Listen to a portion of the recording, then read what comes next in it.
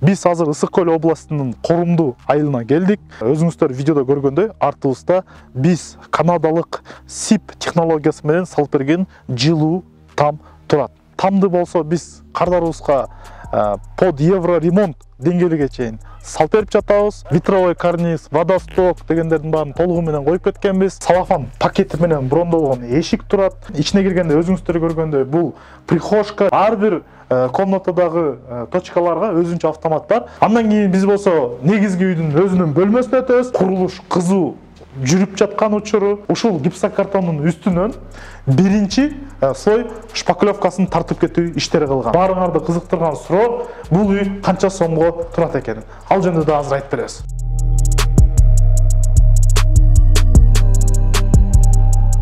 Саламатсыздар урматтуу биздин кардарлар. Менин атым Бакырдинов Уларбек Бейшенбекович, Адекс курулуш компаниясынын башкы директору. Биз азыр Ысык Көл областынын Корумду айылына келдик. 2023 жылдын январь айы. Өзүңүздөр видеодо көргөндөй, артыбызда биз канадалык SIP технологиясы менен салып берген жылуу там турат. Эгерде там жөнүндө маалымат айтып кетсем, тамды болсо биз кардарыбызга под евро ремонт деңгээлиге чейин салып берип жатабыз. Там өзү болсо узун туурасынан 12,5 10 болгон көлөмдөгү ченемдеги там, бир кабаттуу. Өзүңүздөр көргөндөй биз үйдүн сырткы бетин Технониколь компаниясынын Хауберг деген фасадный плиткасы менен кооздоп бергенбиз. Ал эми чатыры болсо, орусча айтканда мягкий кровля деп коет, кыргызча айтканда жумшак чатыр менен жаап бердик. Ал эми терезелери болсо ак пластик менен жасалган. Биз ошондой эле үйдүн сырткы брондолгон эшигин коюп кеткенбиз. Мынакей азыр биз үйдүн маңдайына келдик. Өзүңүздөр көргөндөй биз үйдүн ветровой карниз, водосток дегендердин баарын толугу менен коюп кеткенбиз. Фасадный плитка болсо Хауберг материалынын менен жасалган. Мынакей ар кандай өңүн түздө кылыпчы. Ал эми өзүңүздөр фундаментин көрсөңүздөр болот. Фундаменттин болсо кардарыбыз мурда куюп кеткен болчу экен. Ошол мурда куюлган фундаментке биз үйдүн проектисин ылайыкташтырып туруп, жайгаштырып кеткенбиз. Биз азыр мынакей өзүңүздөр көргөндөй салафан пакети менен брондолгон эшик турат. Эшиктин үстүндө чакан терезеси бар. Кээ бир кардарлардыкында терезеси коюлат, кээ бирлердикинде коюлбайт. Ал болсо проекти аныкталып жатканда ошого жараша чечип кете беребиз. Азыр эми силерге үйдүн ичин көрсөтөйүн. Биз менен жүрүңүздөр.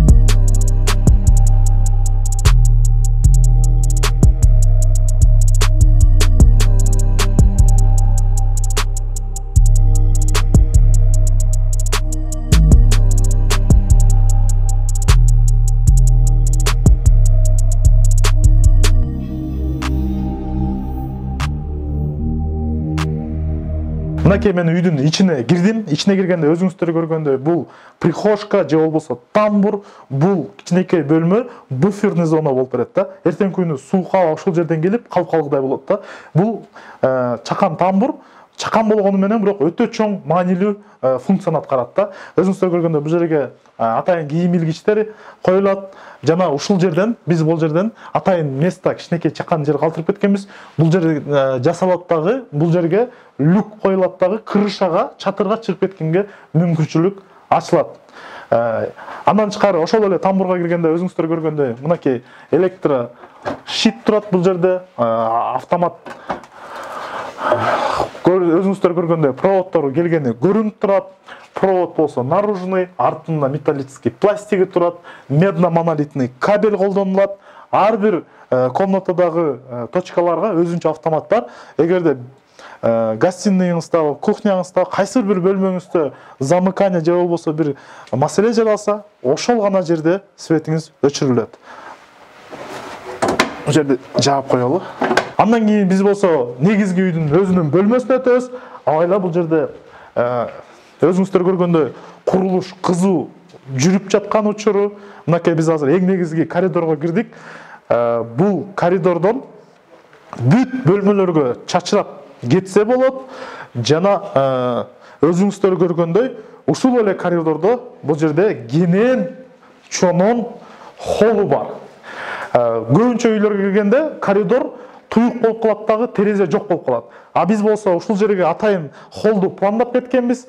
Дагы бир жолу баса белгилеп кетем. Бул фундамент өзү бар болчу картарыбызга. Ошол бар фундаментке биз үйдү пландап бергенбиз. Мына өзүңүздөр көргөндөй бул жерге планга диван коюлат, бул жерге болсо телевизор коюлат.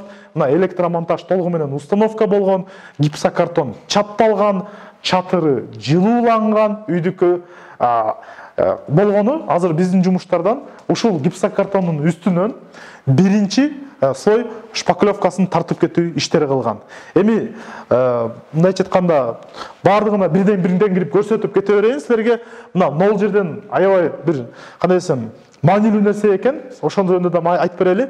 Өзүңүздөр көргөндөй мына могул жерге биринчи акырын слой шпаклевка тартылган. Ал эми могул жерден көрүп турасыздар да электромонтажды көрсөтүп кетели ушул жерден. Электромонтажга атайын металлический пластина дуалга орнотулган. Анын үстүнө медно-монолитный кабель кеткен. Анан кабель келип туруп точкага чыккан. Ал эми бул жер болсо толтурулат дагы. Ошол эле учурда сиздин электромонтажыңыз болсо наружный болот, изолированный болот. Но ондай болуп, апабакай болуп, эч бир көрүнбөй дуалдын ичинде калып калат. Эки гипсокартондун ортосунда, артында болсо металлический пластина.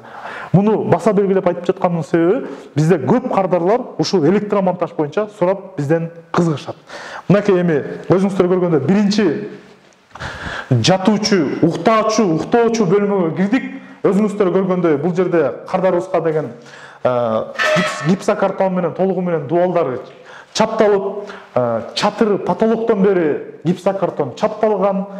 Сип үйлөргө болсо эгерде сиз мындай борт кылбайм десеңиз, гипсокартонду мындайча айтканда дароо эле дуалга чаптап кете берсек болот.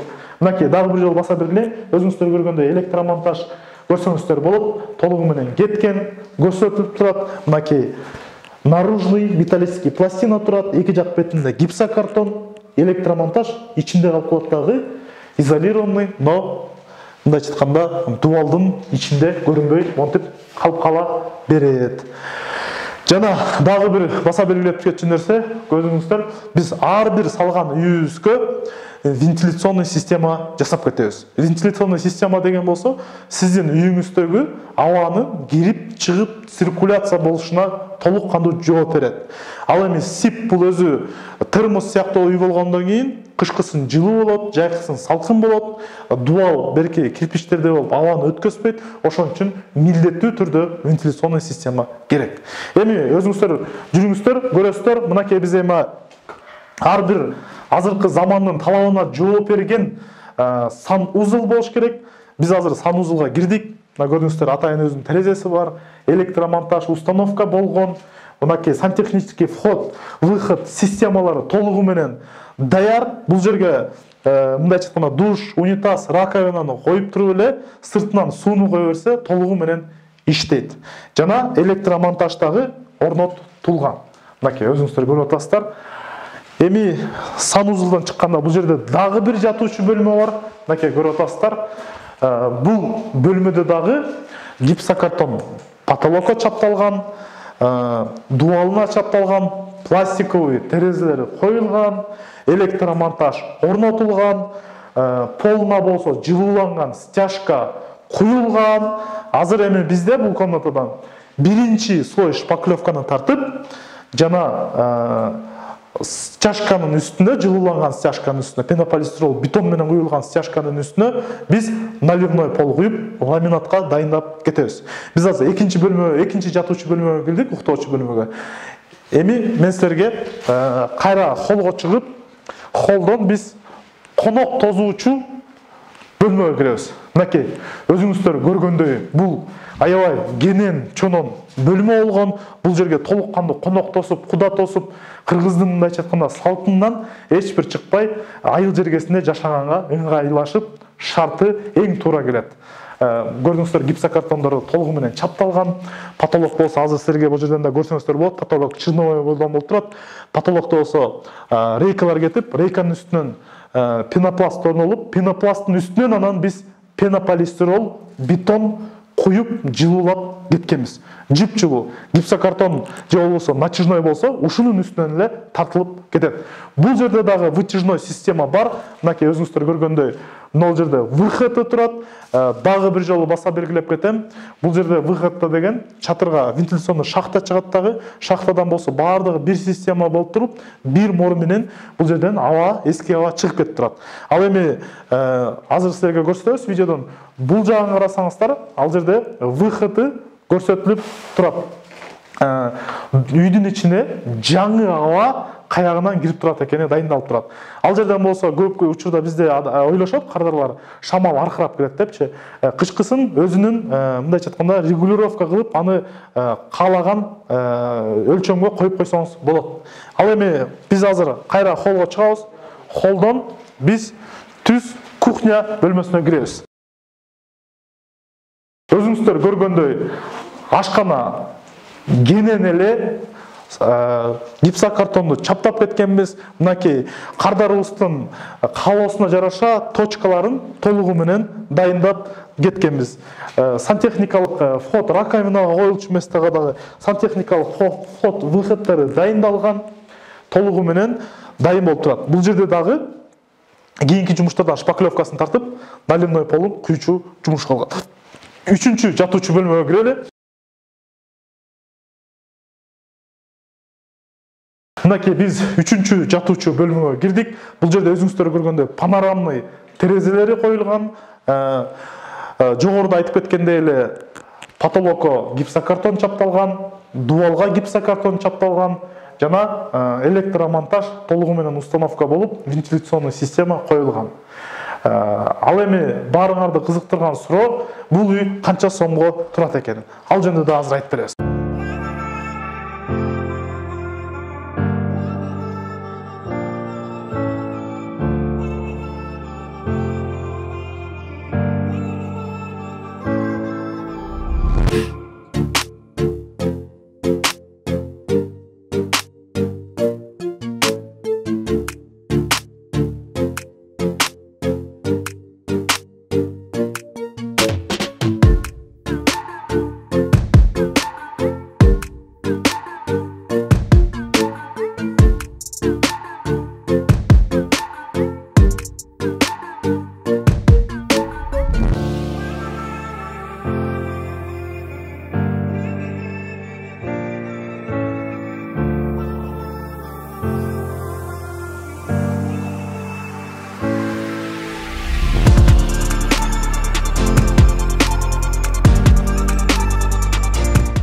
Биздин видеолорду көрүп, же болбосо үй бүлөсү менен негиз эле үй салабыз деп пландап жүргөн кээ бир кардарларыбыздын кызыктырган суроо, бул мисал катары ушундай сыяктуу үйдү канча сомго салдырса болот деген суроо болот. Ошол боюнча силерге жакан маалымат берип кетели. Мисал катары 2020 жылы, 2021 жылы, 2022 жылы, ошондой эле 2019-2018 деп биз жылдарды айтсак, ар бир жылда ушул эле үйдүн баасы башкача суммага айланып калат. Себебинде биз 2016 жылдан бери үйлөрдү салып келатабыз. Баарыңыздар билгендей, курулуш материалдарынын баалары күндөн күнгө кымбаттаганын үстүндө, ай сайын, жыл сайын, жума сайын баалар өйдө ылдый болуп өсүп же ылдыйлап турат. Бирок ошондой болгондо дагы биз бүгүнкү күндө 23 жылга январь айына болжолдуу баасын айтып бере алабыз. Мисалы катары биз бул кардарыбыздын үйүндө фундаменти кардарыбыздыкы бар болчу, өзүңүздөр видеодон көргөндөй эски мурда куюлган фундамент болчу. Ошол фундаменттин үстүнө 12,5 10 болгон фундаментке биз атайын проектин ылайыктап 142 чарчы метрлик үйдү коруп бердик. Үйдүн ичинде өзүңүздөр көргөндөй 3 кенен толук кандуу колдонгонго ылайыктуу болгон жатуучу бөлмөсү бар, чоң конок тосуучу жайы бар, бир санузел бар, жана кенен кухнясы бар. Ошондой эле коридордун жана холл бар да. Толук кандуу айыл жергесине шарты ылайыкташылган.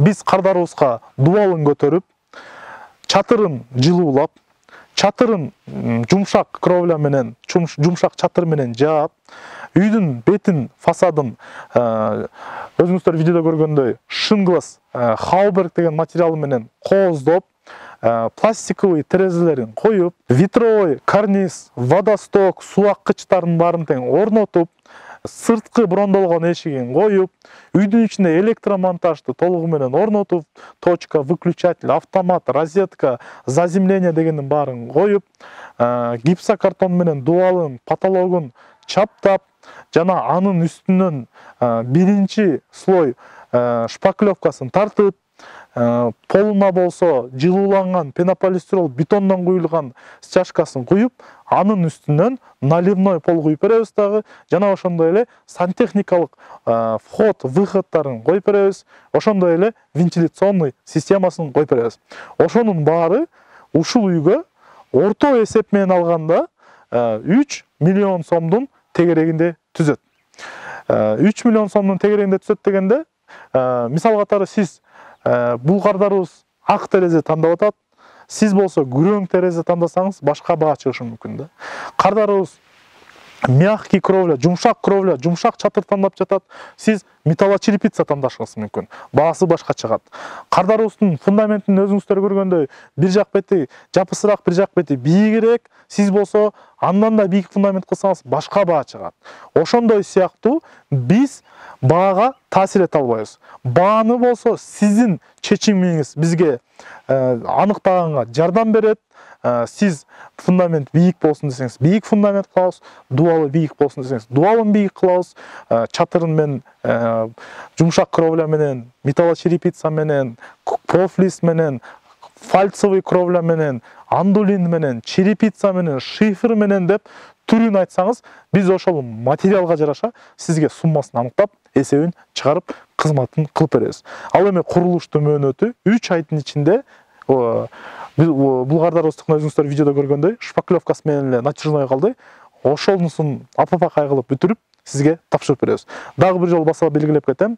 Биздин объектлерди биз под евро ремонт деген деңгээл менен тапшырабыз. Ал деген под ПСО деген деңгээл эмес. Под ПСОдо болсо, мындайча айтканда сизде электромонтаж менен эле көп учурда сантехника кошулат. А биздин учурда болсо, сиздин үйүңүз 90% иши бүтүрүлүп 3 айдын ичинде сизге тапшырып беребиз. Сизде болсо 10% косметикалык ремонт иштери кылат.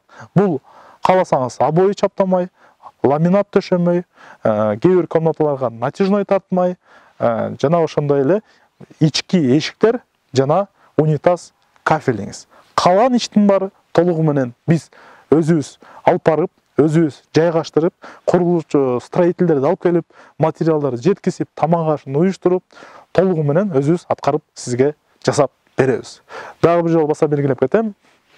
Ушундай сыяктуу бир кабаттуу үй 3 миллион сомдон 3,5 миллион сомдун тегерегинде айланат.